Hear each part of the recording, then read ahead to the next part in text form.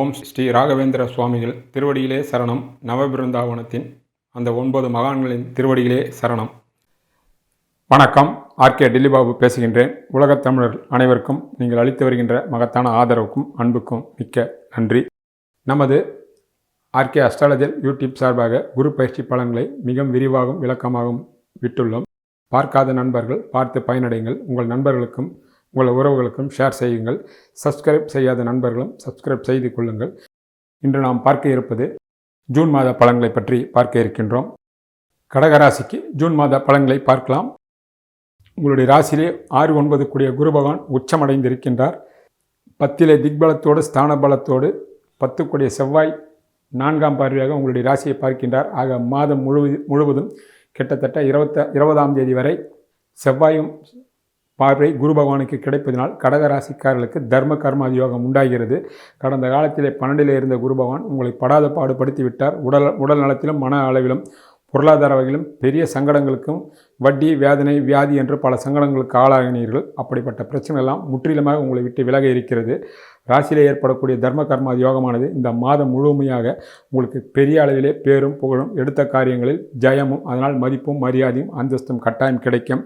உங்களுடைய ராசிநாத நாள் கிரகம் என்பதால் சந்திரனுக்கு குரு சம்பந்தம் செவ்வாய் சம்பந்தம் கோச்சாரத்தில் எப்பொழுதெல்லாம் படுகின்றதோ அந்த நாட்களாம் இனிமையாகவும் அற்புதமாகவும் வளமாகவும் வசந்தமாகவும் கட்டாயம் அமையும். ராசியிலே மாதம் முழுக்க இருக்கக்கூடிய குரு பகவான் பெரிய உயர்வை கட்டாயம் தருவார். இந்த காலகட்டத்தை நீங்கள் அற்புதமான முறையில் கட்டாயம் பயன்படுத்தி கொண்டு உங்கள் பொருளாதாரம் உட்பட சகல விதமான விஷயங்களும் நீங்கள் உயர்த்தி கொள்ளலாம். உங்களுடைய ராசிக்கு 2 கூடிய சூரிய பகவான் அவர் 11 இருக்கின்றார். எந்த ஒரு ராசிக்கும் லக்னத்திற்கும் 11 சூரியன் இருக்கும்போது ஒரு காரியத்தை ஆரம்பித்தால் அது வெற்றி. அந்த அளவிலே 2ஆம் வீட்டில் கேது இருந்தாலும் அவர் 11 இருப்பதினால் மிக பெரிய பொருளாதார மேன்மை வெற்றி எடுக்கின்ற காரியங்கள் அத்தனையும் வெற்றி அடையும். அதே வேளையில் அவருக்கு 15ஆம் தேதி வரை சனியினுடைய பார்வை கிடைப்பதினால் பண விஷயத்திலும் சொல் விஷயத்திலும் மிகவும் எச்சரிக்கையாகவும் ஜாக்கிரதையாக இருக்க வேண்டும். பல வகையில் சங்கடங்கள் வரும் என்பதில் கவனத்தில் கொள்க. 15ஆம் தேதிக்கு பிறகு அவர் 12 மாறுவார். அப்போது பொருளாதாரத்திலும் ஒரு சில சங்கடங்கள், குடும்ப விஷயத்திலும் ஒரு சில சர்ச்சைகள் ஏற்படும். நிச்சயமாக நீங்கள் விட்டு கொடுத்து செல்ல வேண்டும். இல்லையென்றால் தேவையற்ற நிம்மதி இழப்பு ஏற்படும். குறிப்பாக சகோதர வகையிலும் தந்தையினுடைய உறவுகளிடத்திலும் நீங்கள் விட்டு கொடுத்து செல்ல வேண்டும் என்பதை நினைவில் கொள்க. உங்களுடைய ராசிக்கு 3 கூடியவர் புதனாகின்றார். அவர் ஆரம்பத்திலே 12 பிறகும் அவர் ராசியிலே இருக்கின்றார். உங்களுடைய உச்ச குருவுடனும் சுக்கிரனுடன் சம்மந்தப்படுவதனாலும் செவ்வாயினுடைய பார்வை இருப்பதினாலும் செவ்வாயினுடைய பார்வையும் படுவதனால் உங்களுடைய தைரியமே உங்களுக்கு கை கொடுக்கும். எண்ணிய எண்ணங்கள் ஈடேறும். பயணங்கள் உண்டாகும். நண்பர்கள் விஐபியுடைய தொடர்புகள் கிடைக்கும். எடுக்கின்ற முயற்சியில் மிக பெரிய அளவில் வெற்றியை நீங்கள் கட்டாயம் தக்க வைத்துக் கொள்ளலாம். உங்கள் ராசிக்கு 4 கூடிய சுக்கிர பகவான் அவர் ஆரம்பத்திலே 12 இருக்கின்றார். உடன் விரையாதிபதி புதனுடன் இருக்கின்றார். 4ஆம் வீட்டை யோகத்தை கொடுக்கக்கூடிய செவ்வாய் பார்வை இருப்பதினால் 4ஆம் வீட்டின் மூலமாக சுபவிரயங்கள் கட்டாயமாகும். 8ஆம் தேதிக்கு பிறகு அந்த சுக்கிரன் உங்களுடைய ராசியிலே சஞ்சாரம் செய்வார். உடன் உச்சகுரும் இருப்பதினாலும் செவ்வாயினுடைய பார்வை 20ஆம் தேதி வரை 4ஆம் வீட்டில் படுவதனால் வீடு வண்டி வாசல் வாகனங்கள் வகையில் விற்பது வாங்குவது புதிய இல்லத்திற்கு செல்வது அது புதிய அலுவலகங்களுக்கு குடிபெறுவது போன்ற சுபவிரய செலவுகளாகும். 4ஆம் வீட்டின் மூலமாக உங்களுடைய கனவுகளும் ஆசைகளும் திட்டங்களும் நிறைவேறும். படிக்கின்ற மாணவிகள் கல்வியில் சிறப்பார்கள். தாயின் மூலமாக ஒரு சில பெண்களுக்கு சொத்து சுகங்கள் வரலாம். அல்லது தாயினுடைய கனவுகளும் ஆசைகளும் திட்டங்கள் நிறைவேறலாம். உங்களுடைய எண்ணிய எண்ணங்கள் ஈடேறும். குறிப்பாக உயர்தரமான சுகமான வாழ்வை அமைவதற்கு இந்த மாதம் முழுமையாக 4ஆம் வீட்டு அதிபதி உச்சகுருடன் சம்பந்தப்பட்டிருப்பதால் பல வகையான யோகங்களும் லாபங்களும் கட்டாயம் உண்டாகும்.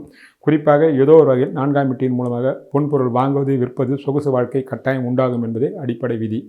இவருடைய ராசிக்கு 5 கூடியவர் 10 இருக்கின்றார். 20ஆம் தேதிக்கு பிறகு அவர் 11 வருவார். அவருடைய பார்வை 8ஆம் பார்வை 5ஆம் வீட்டிற்கு கிடைப்பதினாலும் உச்சகுருவினுடைய பார்வையும் 5ஆம் வீட்டிற்கு கிடைப்பதினாலும் 5ஆம் வீடு பலமடைகிறது. 5ஆம் வீட்டு அதிபதிக்கு குருவினுடைய பார்வையும் கிடைப்பதனால் தர்ம கர்மாதி யோகம் உண்டாவதினால் 5ஆம் வீட்டின் மூலமாக இந்த மாதம் கடகராசிக்காரர்களுக்கு உங்கள் கனவுகளும் திட்டங்களும் எண்ணங்களும் நிறைவேறும். திருமணமாகிய குழந்தை இருப்பவர்களுக்கு அந்த குழந்தையால் பேரும் புகழும் அல்லது அந்த வயதிற்கேற்ற வளர்ச்சிகள் சிறிய வயதாக இருந்தால் படிப்பு வேலை உத்தியோகம் திருமணம் குழந்தை பாக்கியம் போன்ற சகல விதமான சௌபாகியங்களும் நன்மைகளும் ஏற்படும். இளையவர்களாக இருந்தால் உங்களுடைய தசாபுத்திக்கு ஏற்றாற்போல் உங்களுடைய கனவுகளும் ஆசைகளும் நிறைவேறும். ஈடுபட்டிருக்கின்ற துறையில் உங்களுடைய முழு வெற்றி கட்டாயம் கிடைக்கும். 5ஆம் வீட்டின் மூலமாக சகல விதமான லாபங்களும் எண்ணங்களும் இந்த மாதம் கடகராசிக்கும் சரி கடக லக்னத்துக்கும் சரி மிகப்பெரிய யோகம் 5ஆம் வீட்டின் மூலமாக காத்திருக்கிறது. சரியான முறையில் திட்டமிட்டு நீங்கள் பயன்படுத்தி கொண்டால் மிகப்பெரிய அதிர்ஷ்டம் ஏதோ ஒரு வகையில் உங்களை தழுவிக்கொள்ளும்.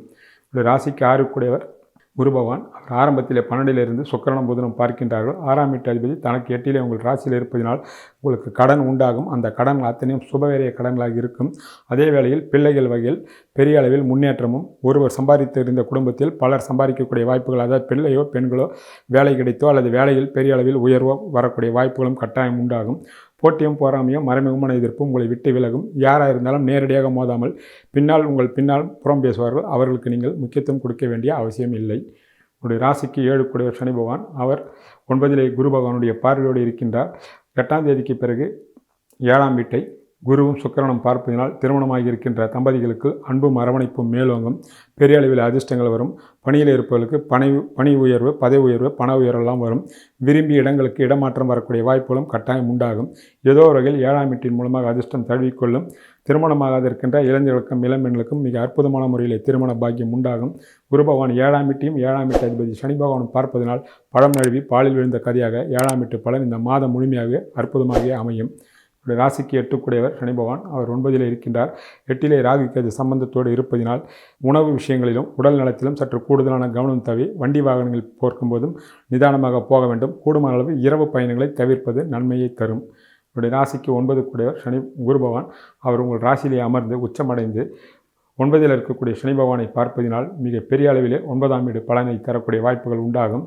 அது மட்டும் இல்லாமல் தர்ம கர்மாதி செவ்வாயினுடைய பார்வையும் கிடைப்பதனால் 9ஆம் வீட்டுக்கு தர்ம கர்மாதி யோகமும் கட்டாயம் உண்டாகும். அதனால் மாத பிற்பகுதியில் தந்தையாலும் தந்தை உறவுகளாலும் தெய்வ அனுகிரகத்தின் மூலமாக ஈடுபட்டிருக்கின்ற துறையில் எந்த துறைகளாக இருந்தாலும் அவர்களுக்கு நீங்கள் எதை நோக்கி பயணம் செய்கின்றீர்களோ, பணமோ அல்லது பதவியோ அல்லது கண்டுபிடிப்போ எழுத்து சாதனையோ எந்த துறையாக இருந்தாலும் உங்களுக்கு மிகப்பெரிய வெற்றியும் யோகம் தெய்வ கடாட்சத்தின் மூலமாக உங்களுடைய கடினமான உழைப்பின் மூலமாக நிச்சயமாக 9ஆம் வீட்டு அதிபதி குரு பகவான் கட்டாயம் தருவார் என்பதை நிச்சயமாக நீங்கள் எதிர்பார்க்கலாம்.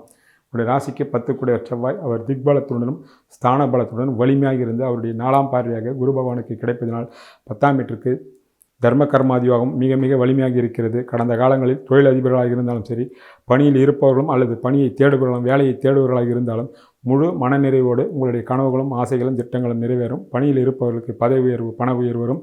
வேலையில் இல்லாதவர்களுக்கு நீங்கள் நினைக்கின்ற வேலை கிடைக்கும். தொழிலதிபர்களுக்கு மிக பெரிய அளவிலே உங்களுடைய வளர்ச்சியை நோக்கி செல்லும். குறிப்பாக ரியல் எஸ்டேட், பூமி சம்பந்தமான கட்டட சம்பந்தமான தொழில் செய்கின்றவர்களுக்கு உங்களுடைய கனவுகளும் ஆசைகளும் திட்டங்களும் நிறைவேறும். பெரிய அளவிலே லாபங்களும் யோகங்களும் நிச்சயமாக நீங்கள் எதிர்பார்க்கலாம். உங்களுடைய ராசிக்கு 11 கூடிய சுக்கிரன், அவர் ஆரம்பத்திலே 12லும் பிறகு உங்களுடைய ராசி உச்சகுருவில் இருப்பதினாலும் செவ்வாயினுடைய பார்வையும் கிடைப்பதினால் 11ஆம் வீடு மிக பெரிய பலம் அடைகின்றது. அதனால் மூத்த சகோதர வாழ்வில் வளங்களும் வசந்தங்களும் உண்டாகும். சகோதர ஒற்றுமை உண்டாகும். உங்களுடைய முயற்சிகள் அத்தனையும் வெற்றி அடையும். எண்ணிய எண்ணங்களும் ஈடேறும். அதே வகையில் மாத பிற்பகுதியில் செவ்வாய்க்கு சனியினுடைய பார்வை கிடைப்பதனால் மூத்த சகோதரிடத்தில் விட்டு கொடுத்து செல்ல வேண்டும். இல்லை என்றால் ஒரு சில சங்கடங்களும் வீண் விரோதங்களும் வருவதற்கு வாய்ப்புகள் உள்ளது என்பதையும் நீங்கள் நினைவில் கொள்ள வேண்டிய விஷயங்களாகும். ஆக 11ஆம் வீட்டு அதிபதி வலிமையாக இருப்பதனால் எடுக்கின்ற காரியங்கள் பெரிய அளவிலே வெற்றியை தரும் என்பதை நிச்சயமாக நீங்கள் எதிர்பார்க்கலாம். உங்களுடைய ராசிக்கு 12 கூடியவர் புதன், அவர் 12லே ஆட்சி பெற்றும் பிறகு அவர் உங்களுடைய ராசியிலே உச்சகுருவுடன் சம்பந்தப்பட்டு இருப்பதனால் ஆகக்கூடிய செலவுகள் சுபவிரை செலவுகளாகும். கணவன் மனைவியிலும் அல்லது பயணங்கள் செலவுகளாக இருக்குமே தவிர வீண் விரிய செலவுகள் ஆவதற்கு வாய்ப்புகள் இல்லை என்பது தெளிவு. ஆக கடகராசி கடகலக்கணக்காரர்களுக்கு இந்த உச்ச குருவாலும் செவ்வாயினுடைய பார்வையாலும் மிக பெரிய அளவில் யோகம் லாபம் இந்த மாதம் உண்டு. சரியான முறையில் பயன்படுத்தி கொண்டு கடந்த கால கஷ்டங்களெல்லாம் கசப்புகளெல்லாம் இருக்கின்ற இடம் தெரியாமல் சென்று வசந்தமும் வளமும் நிச்சயமாக இந்த மாதம் உங்களை வந்தடையும். சரியான முறையில் நீங்கள் பயன்படுத்தி கொள்ளலாம். வணக்கம். ஜூன் மாதத்திற்குண்டான தெய்வ வழிபாட்டினை பார்ப்போம். சனிக்கிழமை தோறும் ஆஞ்சநேயர் கோயிலுக்கு செல்லலாம். அருகாமையில் உள்ள திருக்கோயிலுக்கு நெய் தீபம் ஏற்றி வருவது சிறப்பு. எந்த கோயிலாக இருந்தாலும் பரவாயில்லை. மகான்களுடைய ஜீவசமாதிக்கு செல்வதோ அல்லது முடியாதவர்கள் அவர்களுடைய படத்தை வீட்டில் வைத்து நெய் தீபம் ஏற்றி வணங்குவது சிறப்பு. எந்த மகான்களாக இருந்தாலும் பரவாயில்லை. லட்சுமி நரசிம்மரை வணங்குவது கைமேல் பலன்களை தரும். கந்தசஷ்டி கவசத்தை பாராயணம் செய்வது எல்லா வகையான வெற்றியும் கட்டாயம் தரும். வெளிநாட்டில் உள்ள தமிழர்களும் இந்த தெய்வ வழிபாட்டின் முறையை பயன்படுத்தி கொள்ளலாம். நன்றி, வணக்கம்.